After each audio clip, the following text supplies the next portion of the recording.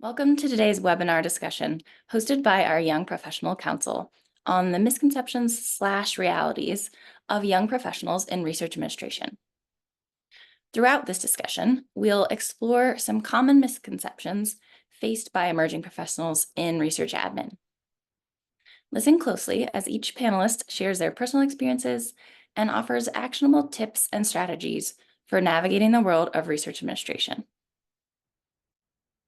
Before we dive into our topic today, let me introduce our esteemed panelists from the Young Professionals Council who will be guiding us through today's discussion.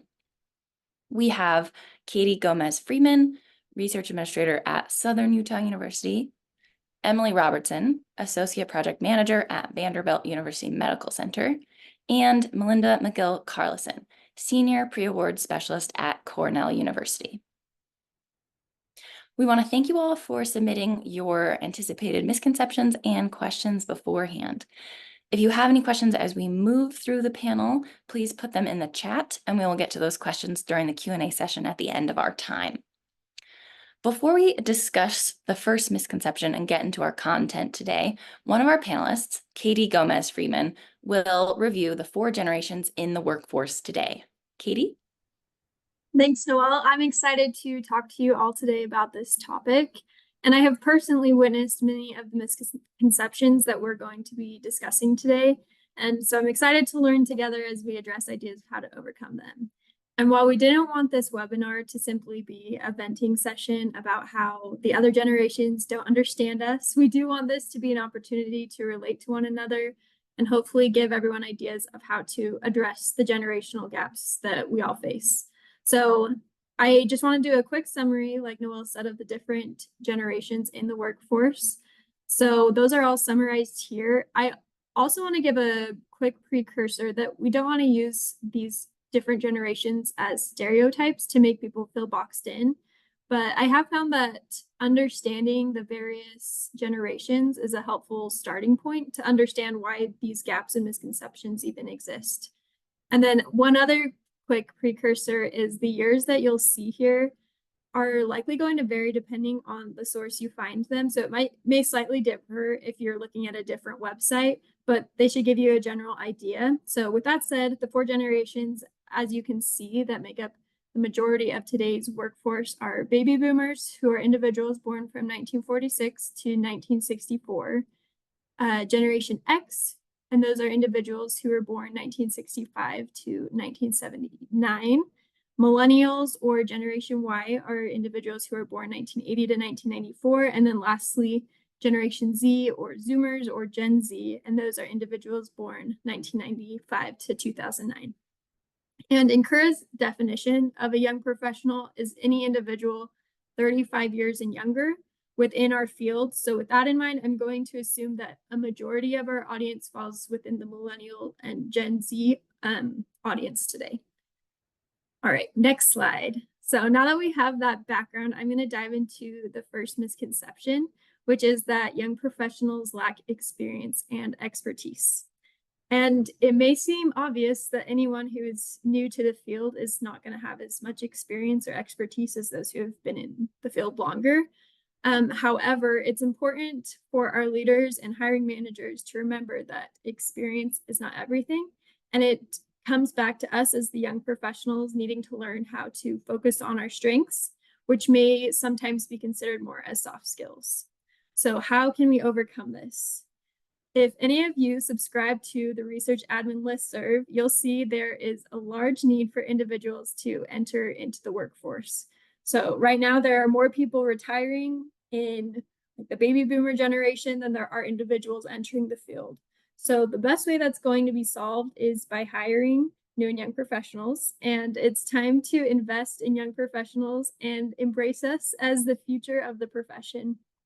We're never going to gain experience and expertise without being hired or trained. Now, with this particular audience, I'm sure I'm kind of preaching to the choir because most of us are young professionals, but we also need to recognize how our role, the role that we can play to overcome this misconception. So specifically, as you can see on the slide, I listed a few different ideas.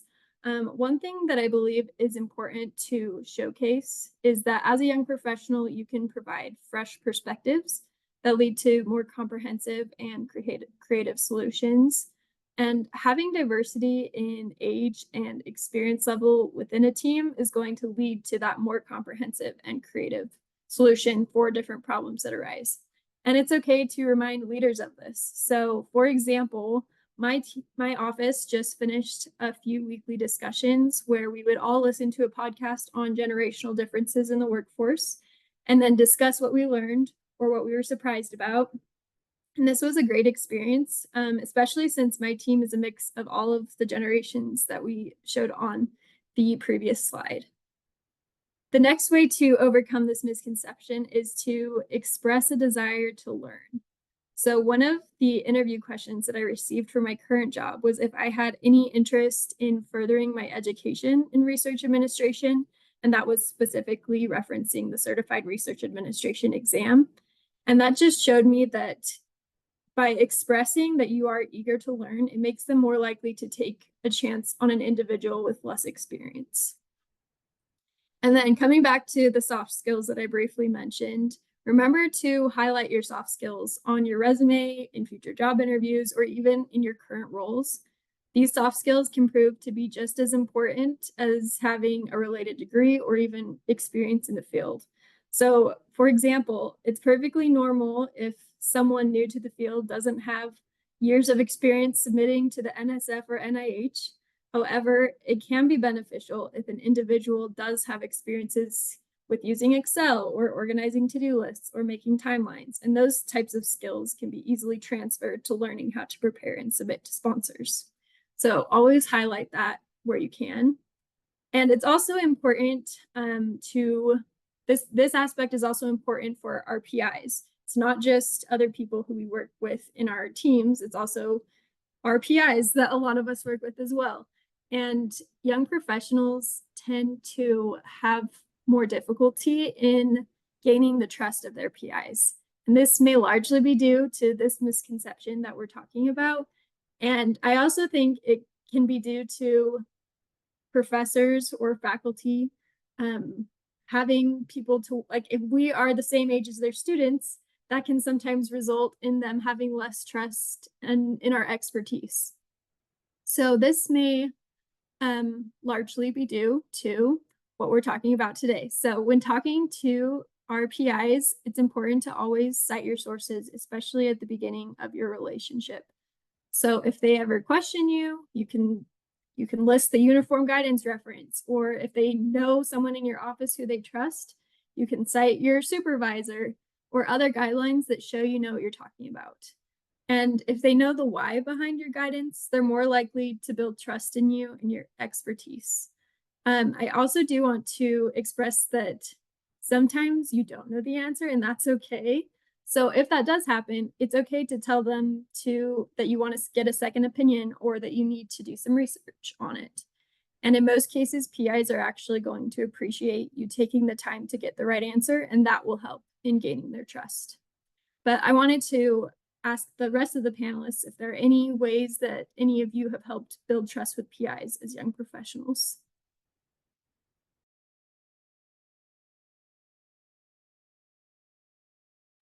I think you actually covered it quite well with showing the PIs why. Early in my career, I knew the reason behind why I was doing what I was doing, but I didn't always show that to my faculty. And in the role that I have, we often work with faculty through many different departments because we're a centralized department on campus. So when I'm working with new faculty, even as somebody who has now 8 years of experience in the field, I'm still explaining to new faculty why I'm doing what I'm doing. So it's just a good practice to establish early on anyways. I also received really great advice early on in my career in research admin that building that trust takes a significant amount of time. As you slowly chip away and show them the why, it builds upon each other. So don't think that this is going to happen in a week or in a month. It's going to take some time, but you will get there. Absolutely. Great. Thank you guys for providing your perspectives. And I hope that these tips and ideas end up being helpful for everyone. And I'm actually going to go on to our next misconception, and that is that young professionals prioritize money over career development. And from these quotes, many of these are real life experiences that I have witnessed. So, for example, they won't do anything additional without more money. The new generation only cares about getting famous on TikTok, or they only care about raises and immediate financial gain. So, this is a very common misconception, I would say, especially among the Gen Z generation.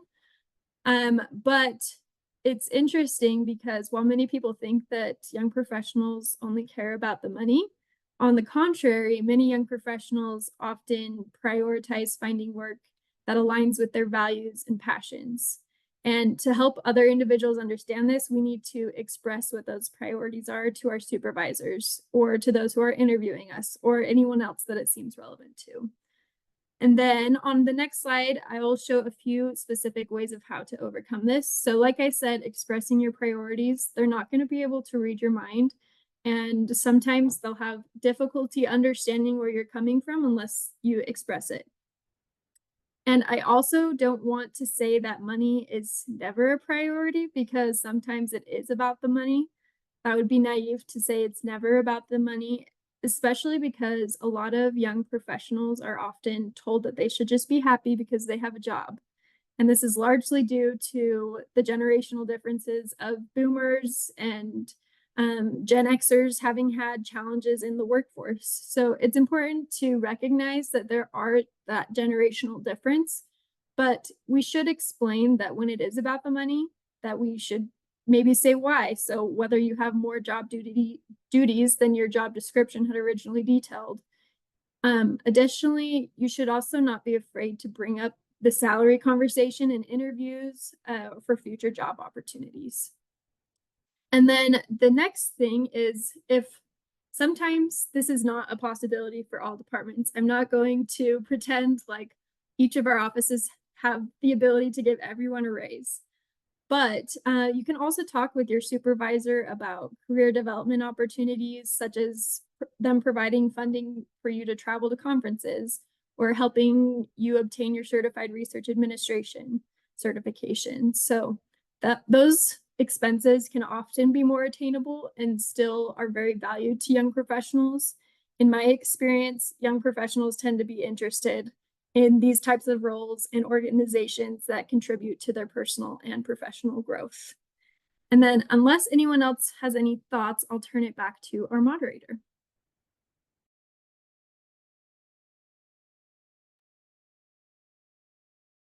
Awesome. Thanks, Katie. All right. Next, we will head on to misconception number 3, that young professionals are not consistent or reliable. And for that, we're going to pass it to Mindy to speak on this. Thank you. So yes, the misconception number 3, young professionals are not consistent, nor are they reliable. So one of the main things that we've heard around our office, and personally, we haven't had this happen, but is the idea of ghosting during the recruitment process. I'm sure you've all seen articles either on LinkedIn or had this happen in your own departments where millennial and Gen Z professionals are seen as ghosting or cutting all contact with employers during the interview stage or even after being hired. I've heard horror stories where people just aren't showing up for their first day, not necessarily just in research administration, but across the professional world as a whole. So there's some concern that young professionals will not extend a courtesy of letting employers know that they found employment elsewhere or that they're no longer interested in the position. And this type of behavior comes across as flaky and highly unreliable, but it may stem from a fear of having to have those difficult conversations or disappointing those that we're working with or going to work with. For young professionals, this may be the first time that they've had to have those difficult conversations, and it's easier, especially when using technology, to ignore the perceived issue. Other issues that come across are just inconsistencies. So they don't hold consistent office hours. Working with them is a different experience every single time. We encounter this type of feedback when we're unreliable or inconsistent. And this may be seen especially early on in our careers when we're learning what works for us and what works best for accomplishing the tasks in our role. So this may include setting specific office hours if we have that luxury, or testing different processes or tools as we do our work. For many stakeholders like our PIs and our colleagues, they're accustomed to having things done a certain way, especially if they've worked with the same people in the department for many years. So when we have these inconsistencies, we're not communicating to others, and it can be confusing or make us appear a little bit more unreliable. And lastly, it just comes down to trust. At the root of concerns surrounding inconsistent behavior or appearing unreliable is just a lack of trust. As young professionals, especially those in new positions or who are working with new stakeholders, this can be a difficult hill to overcome, but consistent and reliable communication are key to building strong foundations or relationships. So now I'm going to discuss how to combat these misconceptions, and really it's just communication. Communication is key to building those trust relationships. Katie talked a little bit about trust as well, but really setting the groundwork and building trust early on will make everything smooth sailing as you develop throughout your career. So first is being clear with your expectations and roles on projects, either while working with your PIs or with colleagues. Explaining why you may be taking a different approach. We talked about this a little bit earlier on as well, to a task or a project. I also like to under promise and over deliver. That way, we're not letting anybody down. It often makes us look like we're a little bit better, doing better than we are, So if you have the ability to under promise on something and over deliver, I try to do that. I also try to provide status updates to those I'm working with frequently and keep that communication flowing on projects by checking in with, especially my faculty, because I work in pre-award often. So if I'm not hearing from a faculty member, I'm actually literally going through this right now where I have a faculty member who has a budget revision. It had a due date of today. He's not responding. I'm thinking, how can I get him to respond? Who can I get involved, to have that communication keep flowing? Sometimes that's bringing in other individuals in their departments, your manager calling somebody instead of sending an email, walking down to their office if you're on site, things of that nature. And don't be afraid to share some bad news. I know it's really difficult, especially when you're early on in your career, you don't have trust with the individuals and you don't know how people are going to react. Sharing bad news can be very scary, but don't avoid having those difficult conversations. If you need to practice in the mirror with yourself, with someone else you trust, if you have to deliver bad news, deliver in a timely manner and be compassionate while you do it. And also use tools to let others know that you're going to be out of office or working outside of normal business hours. So for me, I have the flexibility to, even though I need to be around for deadlines, I can, work later hours in the evening or earlier hours in the morning. And I actually have a completely different signature line that I use that communicates like, hey, this is sent out of normal business outside of normal business hours. Please expect a response during my standard business hours. Or, if you're going to be away, set statuses in Teams, add your upcoming out of office notices to the end of your signature line, things of that nature. Just try to over communicate instead of under communicate. Next slide. So now for our misconception number 4, that most young professionals are not ready for senior level roles. And this is a very difficult misconception to overcome because we can't really ever fully understand or know the lenses that others are seeing us through in the workplace. Others may have perceptions that we're not old enough to take on certain roles. Really at its core, it's fears that we don't have the hard or technical or soft skills or people skills needed to take on these roles. So other people's perceptions may be shaped by outside experiences. For example, I've heard things like, they're the same age as my child and I couldn't see my kid doing this, so what makes us think they're ready for this role? Or other generational stereotypes. Next slide, please. So in order to overcome this misconception, I advise taking initiative and building connections. If you volunteer to take on advanced assignments that you know or feel that you're ready for, this will allow you to lead and showcase that you have those hard and soft skills in order to advance into more senior roles. And if you are excited to take on an assignment, but you don't feel like you have the tools, ask your manager, ask those that you work with to provide you with those tools and resources so that you can feel comfortable taking on new assignments. I also suggest seeking out mentorship from leaders within your organization and outside. I know organizations like NCURA have great mentorship programs at the regional level. I personally have been a mentee and a mentor for the Region 2 Mentor Me program. It was really great. It allowed me to network with a lot of people outside of my institution. It allowed me to make a lot of connections, and my mentor was great at giving me advice on what next steps I needed to take in my career. I also suggest that you seek out opportunities to mentor and train new hires. So once you've been in your role for a while and you feel like you have good footwork, if there's new people coming in, offer to show them the ropes, offer to give them, training sessions. For us, it's opportunities like teaching budgeting, teaching how to work with PIs, things of that nature. And I also suggest that you continue your education and consider certifications, much like the CRA or other just, certifications that are offered at workshops or conferences, things of that nature. It'll allow you to really expand and add to your repertoire of skills and tools. And that's it. Thanks, Mindy, for these tips.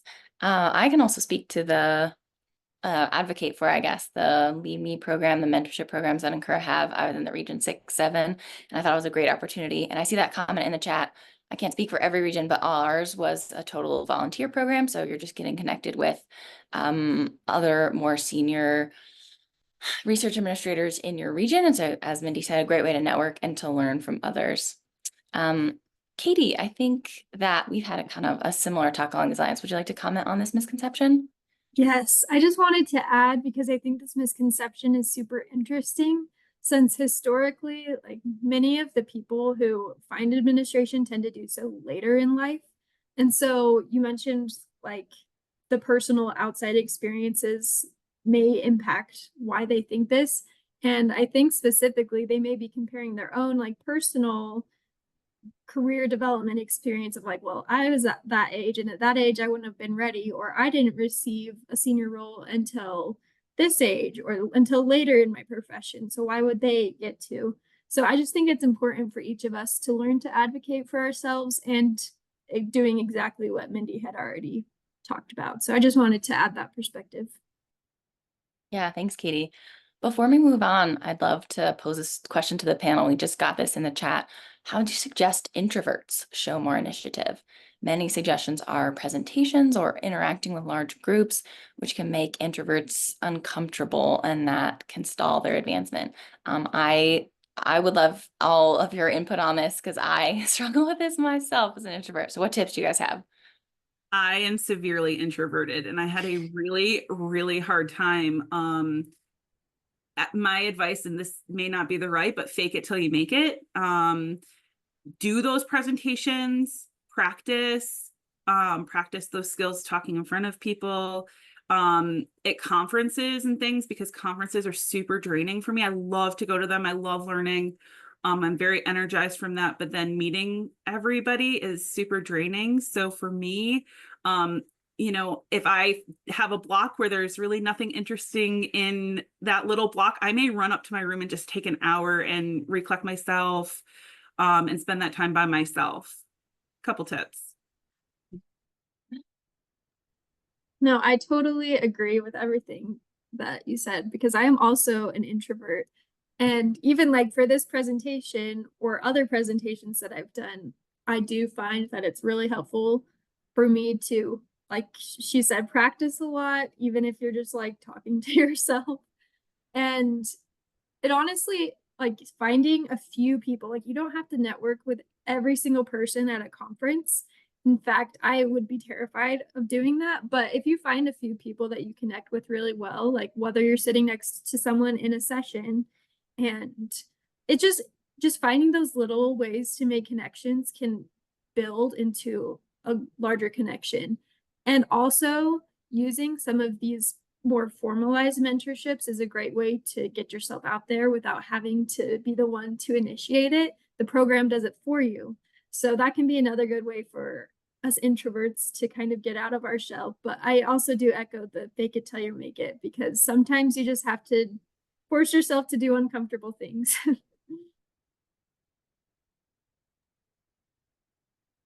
And I actually think that is a wonderful segue into my next topic of if we're ready to move on. Okay, so the next misconception is that most young professionals lack leadership skills.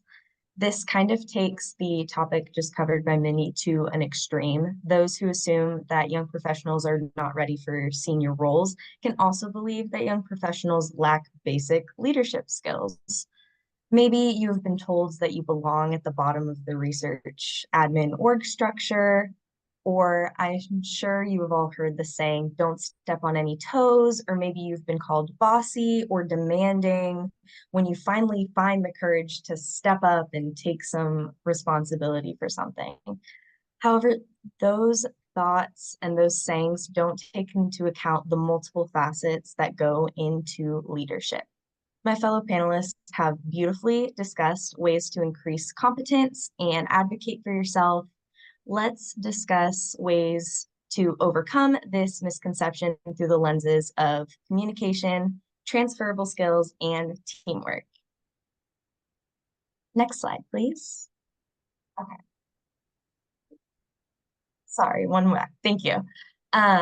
First off, communication is incredibly pivotal to leadership. We've talked about ways to effectively communicate with PIs, but it is important to remember that leaders are not necessarily the loudest person in the room. It seems like we have quite a wonderful cohort of some introverts here with us today, so I think that's phenomenal. So focusing on how you communicate makes you a wonderful leader in your sphere and can develop others' confidence in your leadership ability. I've personally found success using what one of my previous mentors calls quiet leadership. So ironically enough, I'm not typically one to speak up in a large group like my fellow panelists, but I enjoy assisting others on a one-to-one basis, whether that is through a phone call or email. Just having the ability to kind of rest, and it's a conversation as opposed to a presentation. I encourage my fellow young professionals to take the time to listen to the needs of others and be very concise with your responses. I found a lot of success with bullet points or small lists in my emails, kind of a too long, didn't read little summary at the end of my emails. Next, focus on your skills. Acknowledge that your experience up to this point in your career is valuable. Maybe you were on a sports team. Maybe you held a leadership position in high school or college. Maybe you babysat. These items may not be listed directly on your resume, but they contain very valuable transferable skills of time management, working well with others, and assuming total responsibility for a task. So when a difficult problem arises, try to keep in mind situations from your past and use that context to guide you forward. For example, I was a part of a collegiate team where I was managing at some points 35 fellow college students, and that was a lot. So I take that into when I have a bunch of proposals going in. I can manage all of the different things because of that experience. And lastly, teamwork. Building on your communication and skills, you can implement a strong sense of teamwork to prove yourself as a leader. Listen to the needs and goals of your team and identify small ways you can assist. Your individual changes and development can allow you to be a wealth of information for your department, and it can allow you to share resources with your team and become a source for them as well. Thanks, Emily. I love that focus on transferable skills and thinking about other ways that they can translate to other places. Mindy, did you want to speak to this misconception at all? Yeah, so I know it's been mentioned a few times before in this presentation, but again, obtaining those leadership certifications and trainings, if your organization offers them, If you want to do them through NCURA or by obtaining your CRA, it's almost like a tangible thing that you can put on your resume, that you have that leadership experience and education to strengthen your position. Yeah, great point. And I will mention studying for a CRA, great activity for introverts. You can do it totally by yourself. All right, with that, we will go on to our next misconception, that many young professionals challenge the status quo or question established practices. And for this, we'll pass to Katie Gomez Freeman. And actually, I think there's one more before we pass it on. to Whoops, me. I'm so I think I sorry. only Skip had right one over. more. I'll pass it back. Perfect. Thanks, Elle. Okay, so the next misconception is that young professionals require more guidance than their counterparts, especially than their older counterparts. So I have personally thought to myself that I should be able to find resources on my own, or that older research administrators don't ask as many questions as I ask, or I've been worried that people are thinking that they need to hold my hand through projects. So I've personally thought these, I'm sure many of you have thought this as well. So let's discuss overcoming these thoughts by contextualizing them and building confidence. Next slide, please. Okay. So first off, know that research admin is an ever-changing field. There's constantly new pre-award requirements, changing formats, and alterations to best practices. So no matter how long you've been in the field, something's always going to be new. And understanding this context, we can then arm ourselves with knowledge. So there's a wealth of information and resources to plug into. There are live webinars like the one you're attending now. There's ones with the NSF, the NIH. I personally found a lot of success using the NIH Grants YouTube channel when I first started. They have recordings on advanced administrative topics, animal research, human subjects research. I love myself a NCURA YouTube Tuesday. It's a great little break in the middle of your day to just kind of plug into yourself and learn something new or remind yourself of something. And if you have not taken advantage of the NCURA discussion boards, they're phenomenal. You're able to ask questions to your fellow research administrators. Remember, we are the strongest when we band together and share information. I would also encourage you all to develop your preferred question protocol. So when you have a question, you then identify the best steps to find the answer. My typical question protocol starts with looking at either my sponsored guidelines or the notice of award for the specific grant and really combing through them. Then I do a general Google for the question. Typically, you can find something there. I then check my institution and look for the online resources there. Vanderbilt Med has a specific research administration page that's a great resource. I'm sure other institutions have something similar. And then I check department files. Maybe some of my internal colleagues have something on it. And then finally, I reach out to a mentor or a colleague. Awesome. Thanks, Emily. I love that checklist. I'm a big checklist fan, and I like that, implementing it so you know you've been thorough and looking for an answer. Mindy, would you like to speak to this misconception as well? Yeah, so one of the things that Emily mentioned about having your preferred question protocol, I love that. One of the things when I first started was I actually sat with our more senior pre-award specialists on our team, and I said, if you have a question, how do you go about finding the answer? And I watched them, I followed, their thought process. I took resources that they had and I bookmarked them. I have a long list of bookmarks that I refer to constantly. So going to your mentors, going to those you trust and saying, show me step by step, because for me, I'm not a tell person. You have to show me how to do something and then I'll remember it forever. But seeing how others go about solving that really helps, or it helped me at least. Yeah, thanks for that input, Mindy. Before we move on, I'll pose a question to the panel. Do you think the older generations don't ask as many questions because they've been in the field for longer? That's a great question. I actually think it's because they have their developed question protocol and don't necessarily know the answer, but know where to go to find the answer. And I would love to hear what my fellow panelists think. I completely agree with that. Knowing where to find the answer is more than half the battle. And I think those individuals do have questions. They may just be asking those questions in private or to their own mentor. So you just may not be seeing it. And even I do feel like when I look at the listservs that I'm on, I do feel like there's a pretty good balance of both people who are new and people who have more experience, and they've used the end of their normal procedure or protocol for finding the answer to a question. And so they reach out to everyone in the research admin listserv to get the answer. So it does happen, but I definitely agree with my fellow panelists as well. Mm-hmm. Yeah, thanks all for your input and thanks for these great questions. With that, now, finally, we'll move on to misconception number 7. I've just been dying to get to this one, so I'm glad we're here. Perfect. So misconception number 7, like Noelle had said, is that many young professionals challenge the status quo or question established practices. So specifically, some examples from these quotes here, people may say, why change something if it isn't broken? We already have a procedure for that, or this is how we've always done it.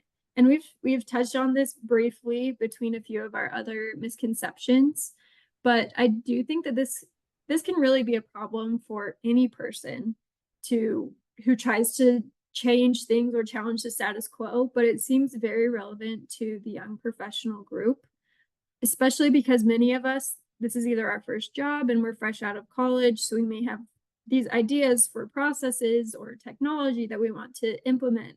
And sometimes they aren't doing it the best way. So just learning how to approach that can be important. So if we can go to the next slide, I'll talk about a few ways to overcome this.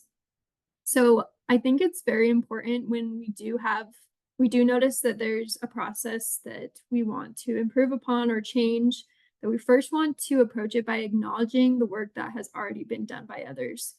I do think that people can sometimes get defensive when someone comes to them and say, oh, you need to change this, or this should be improved, especially like if that person is younger than them or even just newer in the office. So once we acknowledge that at the beginning and clarify that we're not replacing what they've previously done, and we really appreciate what they've already done, but we want to make it clear that we're building upon our efforts or their efforts to improve it. And I also think a common theme of showing the why behind new ideas or practices is also super important. But it comes back down to that in so many of these different misconceptions is because there are just misunderstandings of people's reasoning. So if we explain the why, it's going to help people better understand where you're coming from and also recognize your expertise. And I would actually love to give this presentation to individuals in other generations as well, just to help them realize that people challenging the status quo is not always a bad thing. Like we need to remember that our end goals should all be the same. We just want to help our institution. We want the best processes possible. We want to meet the federal guidelines. We don't want anyone to end up in jail. So if we can bring it back to that, then hopefully there won't be as much pushback. I also think it's important for everyone to recognize that by challenging the current processes, it's presenting opportunities to learn, both for like the young professional or whoever is challenging it, and for the individual who maybe is not accepting that. So if you can have a discussion of, again, why this is beneficial, then it really is going to help the process become so much more productive. We don't want it to be combative. We just want it to be, okay, how can we improve? How can we help? And hopefully that is enough for people to understand that we know that. And I will also say that this, sometimes you're going to get a no. Like every time you have an idea doesn't mean it's actually going to be implemented, but it doesn't hurt to bring it up, and it at least starts the conversation and presents opportunities for people to learn. And did anyone else have any thoughts on this one? Otherwise, I'll move on to misconception 8. I think the biggest why that has helped push forward any protocol I've assisted with is saying that it will save time and showing how it will save time. Because I mean, most of us work maybe 8 hours in a day. Maybe you do the 4 day a week, 10 hour thing, but there's only so many hours in the day. So trying to figure out how you can best save your time to be able to catch things that maybe weren't on your to-do list. I think that's the biggest why that is. I love that actually. And that actually reminds me, on the listserv a few weeks ago, there was a conversation that someone had brought up about, does anyone use ChatGPT or AI for checklists? And there was a few like conversations back and forth, and someone said, any competent research administrator should be able to do a checklist without the help of AI. And I just thought that response was very interesting because obviously their perspective on AI is a bit different from others. But I just think if we focus on, we're not talking about competence, we're talking about maximizing our time.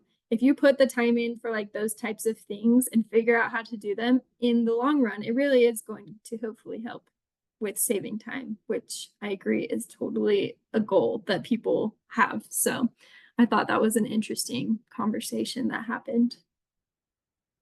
Awesome. Anyone else? Okay. I'm going to move on to our last misconception here. And this misconception is that many young professionals lack confidence in their abilities to effectively perform their roles. And in parentheses, we have imposter syndrome. And I think this is partially a misconception and partially a reality, because while many people like think that we lack confidence, I think that that can be valid because we may lack confidence because people don't think that we can effectively perform as other generations. And this can often lead to what is called imposter syndrome. So for those who aren't familiar, imposter syndrome is essentially feeling self-doubt or feeling that you may not be as talented or worthy, even if you have like accomplishments in education and experience. So I do want to say that if you are experiencing this, this is totally normal, and we do have a few ways to help you overcome it.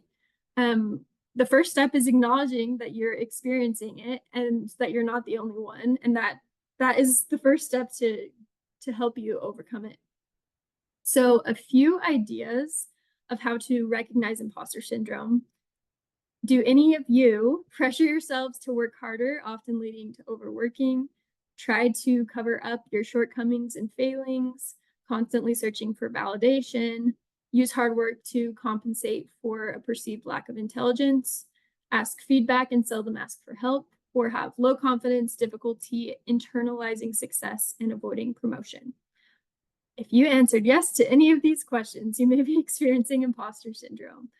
And I also want to say that these things by themselves are not necessarily bad. Like if you're pushing yourself to work harder, I would not say that's a bad thing. In fact, that can be a good thing.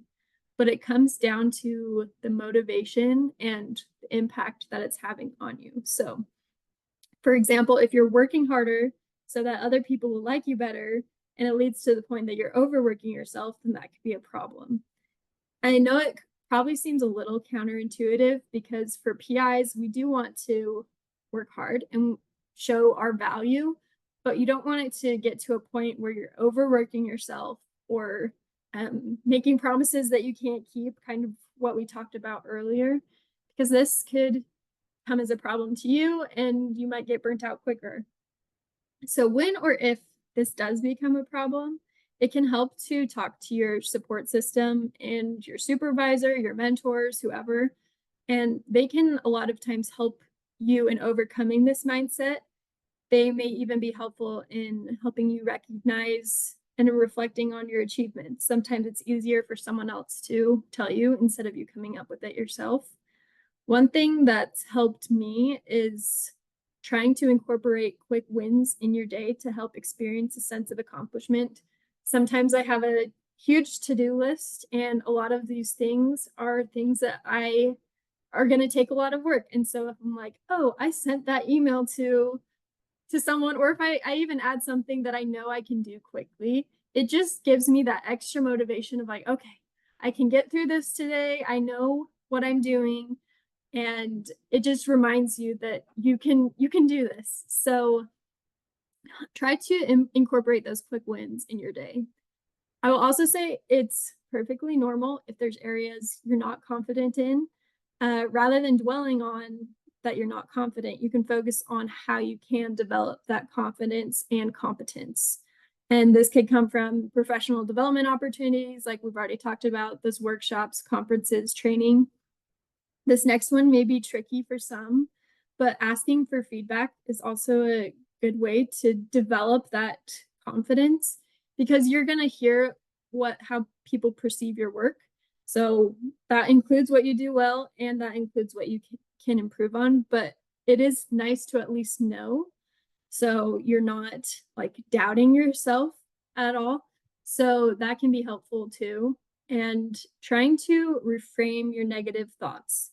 You can do this first you have to first acknowledge the thought, and then you have to challenge the thought and change it to a more positive or neutral perspective. So for an example, you may think, I will never understand all I need to know about research administration. And you can reframe it to be, there's a lot more to learn, but I've already come so far. So remember that even people in the field for a long time say they learn something new every day. And with that, did any of the other panelists have any thoughts or experiences they wanted to share about this? If not, I'll turn it back over to Noelle. Awesome. Thanks, Katie. Well, thank you all for participating in today's webinar discussion. Now, we would like to open up the panel for Q&A and give some time to get questions from you all that we can help to answer or talk over. So we've already been seeing some people put questions in the chat, which is awesome. You'll notice this largely introverted panel is way into questions that you can write in the chat. But if you're feeling brave and you want to unmute, you can also unmute and pose a question to the group.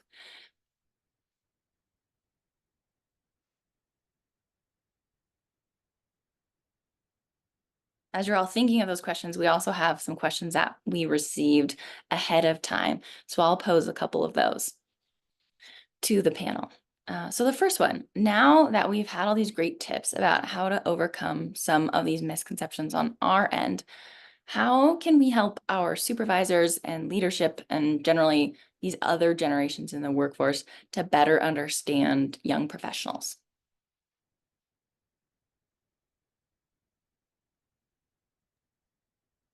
I think this is a great question. I briefly mentioned that my team at SUU, we have been doing these weekly conversations. We each have listened to a podcast or a TED Talk or something on the topic of generational differences in the workforce. And we've had some amazing discussions. And there's so many realizations that I had of oh, okay, that makes sense. So seeking out those types of trainings, I think, is a great way. And you can even just share them oh, I found this interesting podcast. You guys should listen to it. It doesn't have to be a formal conversation if you don't have the time to do that. But we have a weekly training with our team, and we usually spend anywhere from 10 minutes to 30 minutes on the topic. And it's been a great way to recognize why some of us have these differences and maybe why some of these misconceptions exist. So that's one idea.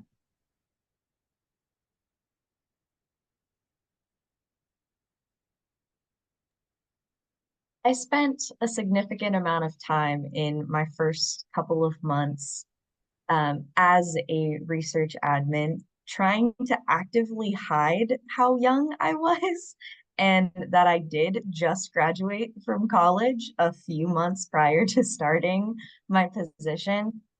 But I found that people did start to understand me once I provided more context to why I am comfortable on a Zoom or a Teams meeting, because I took classes in college during COVID. And so just providing some little ounces of your background really helped other people understand where I was coming from and why I rely on technology more than maybe my older counterparts. I, like Emily, also tried to hide how young I was when I first started because I had taken a research administration job while I was doing my MBA. And then I had moved into Cornell. I've been at Cornell for my entire tenure. And so I actively tried to act older and seem older. And then once I started to also say, yes, I'm more comfortable sending an email. Well, that's because I'm very familiar with email. I'm not so used to, you know, going and having those face-to-face interactions. Can I practice those? They were like, wait a minute, how old are you? You know, and I've seen a couple questions come in about how do you connect with those older generations, and really it's about just getting to know people for who they are, like listening to other people's experiences, not just professional but personal, and really getting to know your coworkers and opening up and being honest with your own experiences as well is a great way to connect and bridge those gaps. Yeah. I would also just quickly add, yeah. I know we have someone who raised their hand, but I think it's important to try to connect with them in a way that's helpful for them. And I know that's not answering the question, but when we were listening to the podcasts, we just learned, like, this is for more communication types, but they had brought up of like, oh, should I start sending emojis to all the Gen Z people now? And you don't necessarily need to do that far, but they're learning about what communication types are helpful for them can help just them better understand you, and it will just build that gap, I think, too, of like, we want them to understand us and they want us to understand them. So learning that can be really important. Yeah, thanks for all that discussion. I see a hand raised from Stephanie. Stephanie, would you like to ask your question?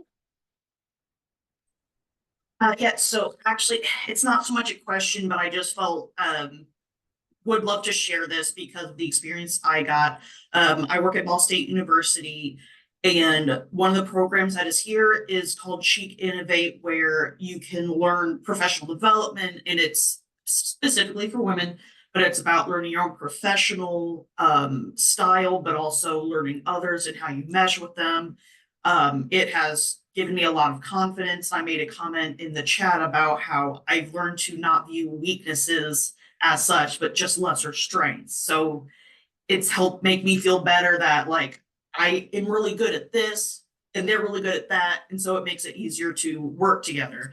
So I just really wanted to pop in to suggest that people look into that kind of development, because it makes a very big difference in how you can view yourself, view your strengths, and therefore how you can be a leader, be a mentor, or whatnot. Because that's one thing.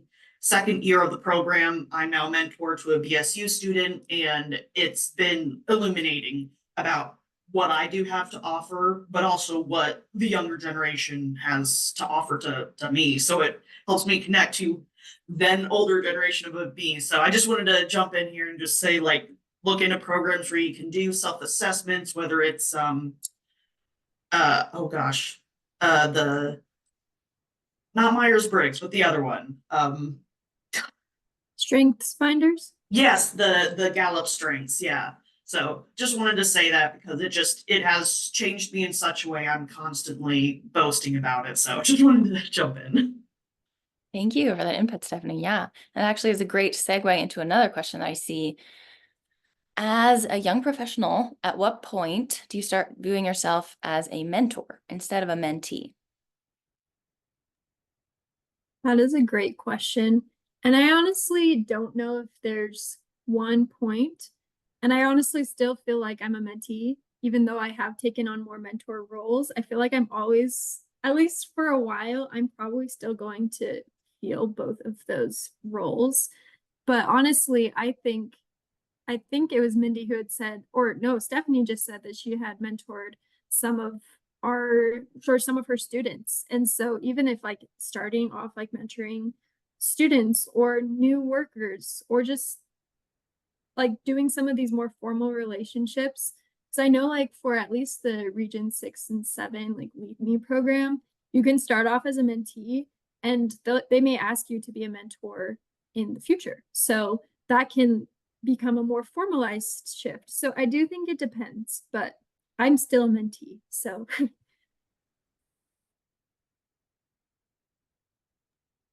I think it depends on the amount of experience you have as well, just because,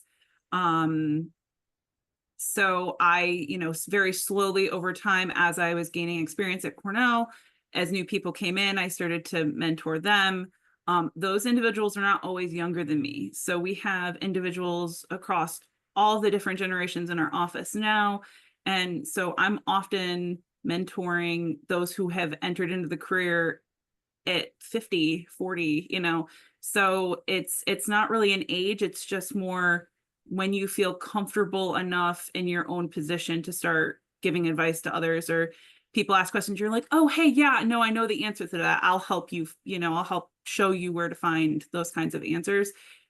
It won't necessarily be a formal shift. I think it happens over quite a bit of time, but eventually you'll wake up one day and be like, oh yeah, I am more of in a mentor place, but I'm also at that place where I have my mentors and I'm mentoring. So I'm at that nice in between point. Mhm. Yeah, I think I would venture that I don't know that we have to have it as a dichotomy of like I'm a mentee or I'm a mentor, and I can't be both. I think that you can definitely have people who are helping you to learn your career, and you can also be sharing your own insight with others. I see a hand raised. Sylvia, would you like to pose a question? Yes. One of my questions is when we talk about young professionals and we're looking for different career opportunities or job opportunities, what should we look for in the leadership or in like the teams that we could be moving to? Does that make sense? Oh, great question. Yeah, perfect. Thanks. I love that question, Sylvia, even though that wasn't Sylvia, that was Eliani. But I think that it's important to address some of these misconceptions or explain your priorities and ask them if that aligns with their priorities. You may not be able to know just by like reading a job description, but if you ask, because there's usually a time in an interview at the end to like ask questions for them. I think you should come prepared with some of these exact questions that are being posed today. Like, how do you address these gaps? Or I don't know. That's just an idea. Katie, that's absolutely what I was going to say. And in addition, for me, I always ask about for leadership, how does leadership promote and support continuing education, professional development, and things of that nature. And I do that at the interview stage as well. And I also just make sure that my values are aligned with the values of leadership within the department. So for me and a lot of my peers at this point, it's flexibility, flexible work arrangements, are those things that leadership considers? So just knowing what your values are, and making sure that your values align with leadership, I think is the most important at that stage. I would also encourage y'all, if you are in the interview stage, I know a lot of companies now will have you interview with the team that you will be joining. So people who will be more of your colleagues as opposed to your direct manager.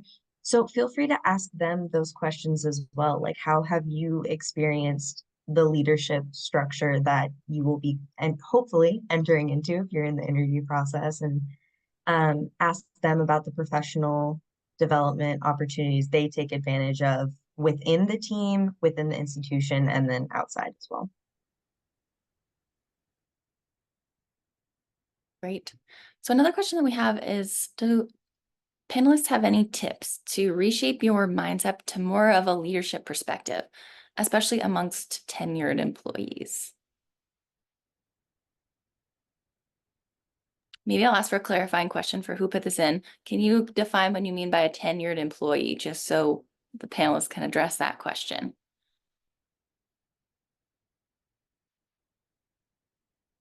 Sorry, that question was kind of built off the previous one that I sent about mentorship and like kind of perspective, and that's so going along with that is like, how do you kind of view yourself as a mentor to maybe perhaps people that have been at the university for a long time. Yeah, thank you. I've found success with trying to carve out specific spaces where I feel like a competent mentor. For example, my department and the institution shifted from multiple systems to a centralized system. We moved to Workday about a year and a half ago. And so I saw a space for someone to get very comfortable with Workday very quickly and then turn that over to be able to mentor my department and my fellow admin on everything Workday. So I would encourage you to just find spaces where you can take more responsibility and learn more, maybe at an accelerated pace than your fellow colleagues can, and then turn that around to then teach them or provide resources to them. One thing that our team has done is I mentioned our weekly trainings, and we have I'll typically coordinate the training, but sometimes we'll assign a training out to someone else on our team. So giving other people the opportunities to kind of train the rest of us and go more in depth in their own research or their own understanding of something, I think gives other people chances to do that too. And feeling comfortable working with other more tenured individuals, either on your team or across your organization, it just takes time to develop those relationships and develop trust. And once you've had the time and the space to create those relationships, you'll feel a lot more comfortable providing advice to individuals who may not have the same skill set as you, but are more tenured within your organization. Yeah, thanks all for that insight. So another question that we have is along the lines of, I think, navigating generational differences in the workforce. So if we assume younger generations usually have a more understanding, say, of gender and gender minorities, but we have a comment that when someone tries to speak up about how important it is to use appropriate pronouns, you can get pushback from older colleagues that they just don't try to understand why, say, something like gender pronouns are important. Have you all had that kind of experience, and how would you navigate those, I guess, differences of something like pronouns?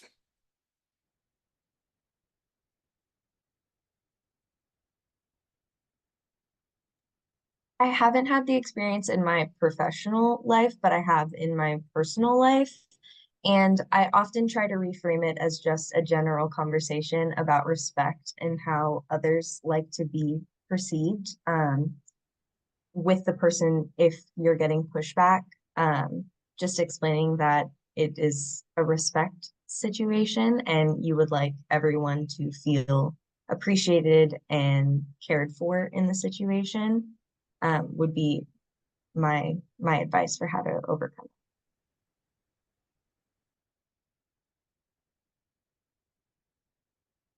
Another question we received beforehand. Oh, does someone else want to speak up? Yeah, I was just going to say, Emily, that was beautifully put. I also haven't had that experience personal or professionally, but in my personal life, and just maintaining your advocacy and support of the person who needs it, and also if it is becoming contentious in your office because of that, looking outside for other resources, like from your human resources department, is a great way. Sometimes you do have to get other people involved. Yeah, great point. So another question that we had, I think, refers back to our misconception number 2, which talked about how younger generations maybe are only wanting money. I forget the exact wording, but so the question is, how do you ask for a promotion or a raise without making it seem like you are only in it for the money? I can touch on that, but I'd also love to hear from my other panelists. I think that it's important to come with that why. I know I'm a broken record today with that, but explaining why you feel like you deserve a raise. I think I gave the example of looking at your job description, and for example, if you feel like you're being assigned to duties that are outside of your job description, even if you have other duties as assigned, I don't think that that counts. It's interesting though, because I was at a conference and this topic was brought up, and it was pretty much, it ended up being an event session about young professionals, because it was this one supervisor who was saying that their employee wanted a raise because they were getting new duties.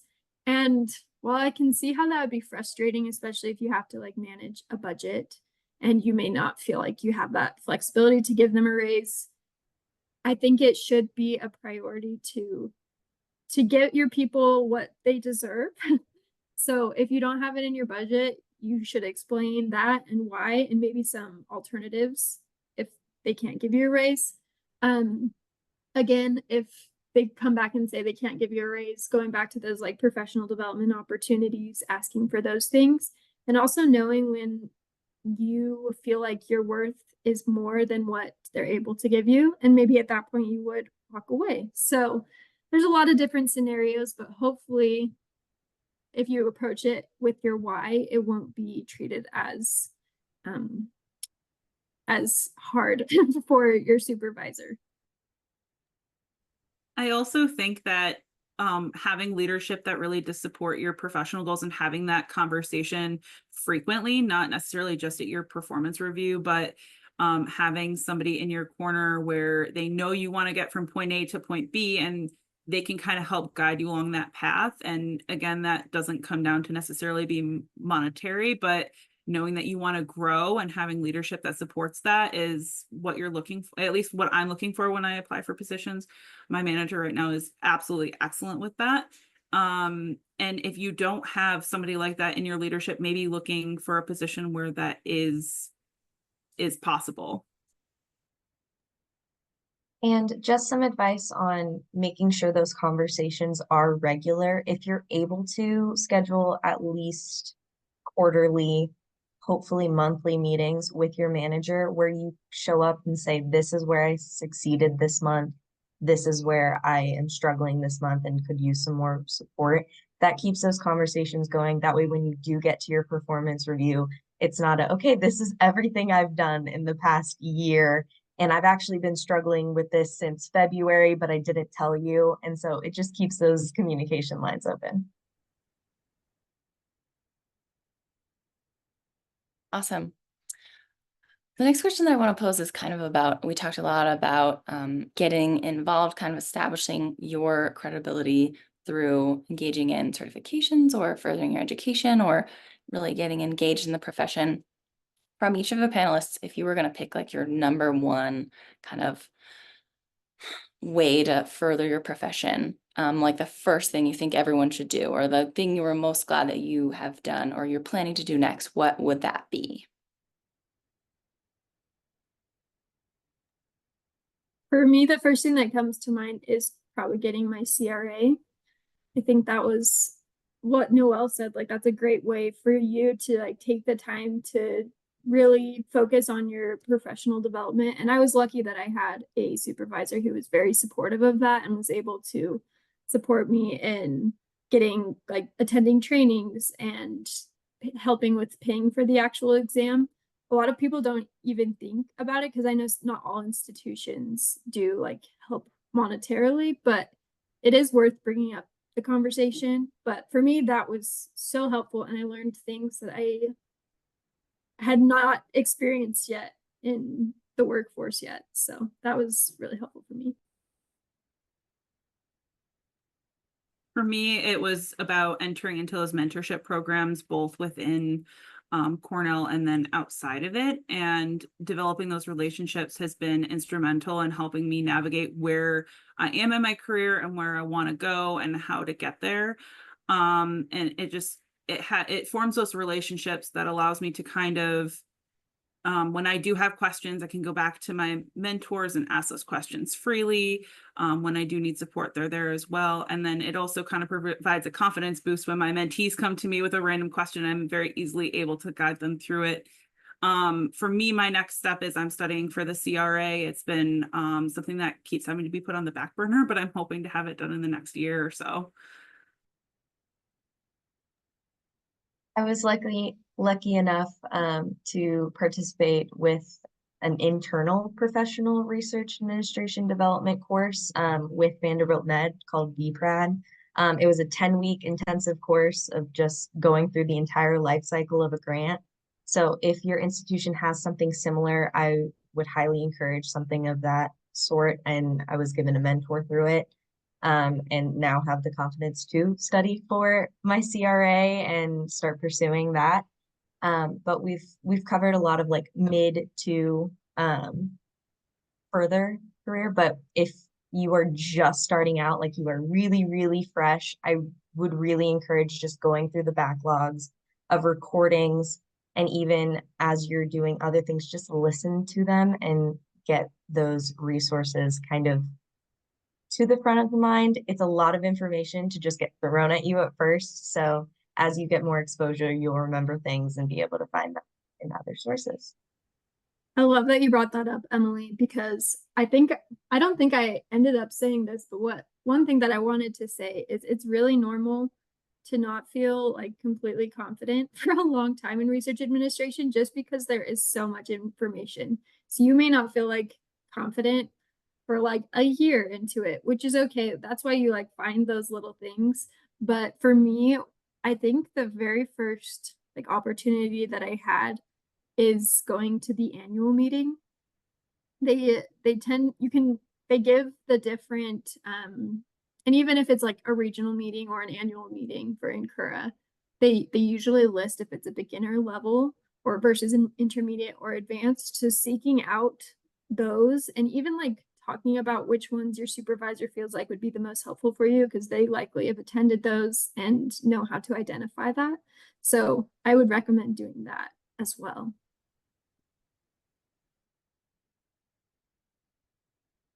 Yeah, that's a good segue into if you were attending a meeting, either the regional meeting or a national meeting for the first time, do you all, if you have attended meetings, have any tips for young professionals, particularly about how to make that meeting valuable?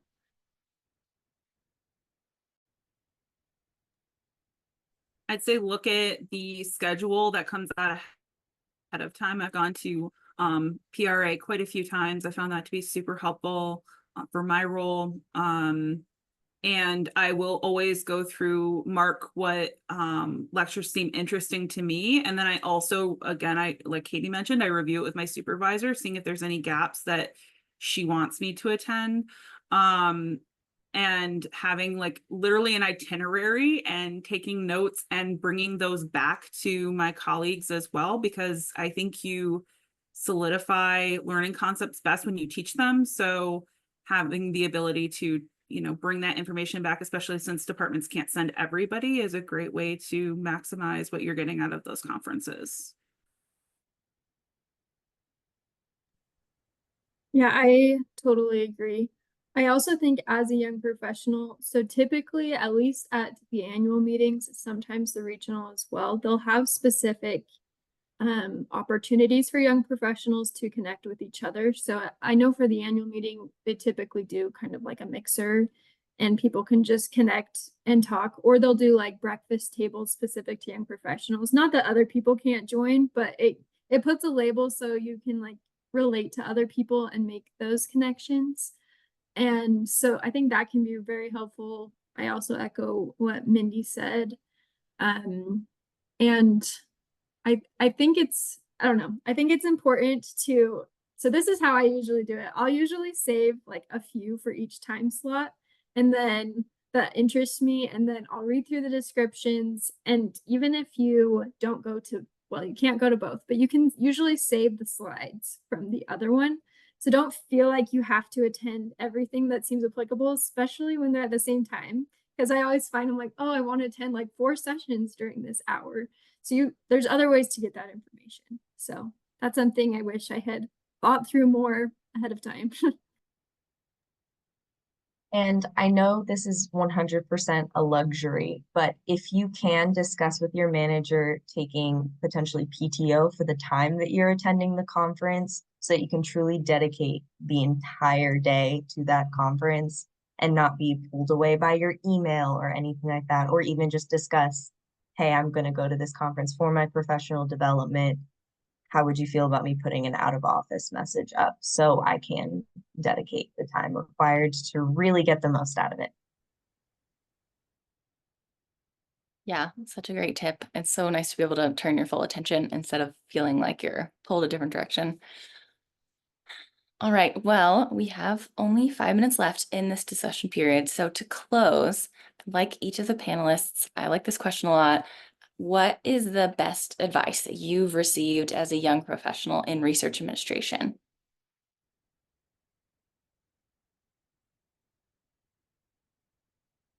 After so many good tips that you all shared today, I'm asking for your I final epitome of my- tip. my first mentor and first manager at Cornell encouraged me to always have a growth mindset and always continue learning. And I think we spoke to this quite a bit about, things are always changing in this profession and it's always on us to learn. So keeping that growth mindset has been instrumental in keeping me sane while like learning new skills and developing as a pre-award specialist. I love that. I would say probably some of the best advice I've given, and there's a lot of things we've said today that I could say too, but I think getting yourself out of your comfort zone, especially for us introverts here in this meeting, has been like the best way for me to learn, because if you're pushing yourself out of your comfort zone, whether it be volunteering for presentations or just volunteering, like when you go to the annual meeting at the volunteer desk, there's so many different ways for you to get involved. And at least when I have presented, I have come out of it maybe with more than any of the people who attended my session, just because I'm reflecting so much and like diving deep into it that I wouldn't otherwise do. So that would probably be my advice. My most recent mentor told me to not dampen myself and to keep my context in mind moving forward. Like everything I've done up to this point has prepared me, and someone thought I was competent enough to hire me. So remembering that as well has really helped to be able to have a growth mindset and continue. Thank you all. Those are great bits of advice to share with the audience. Well, I have really enjoyed our conversation today, but we are coming to the end of our time. So I'll be turning it over for the last closing statements to Audrey.